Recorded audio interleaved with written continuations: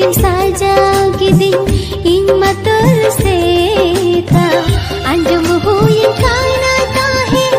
amage katha chikhi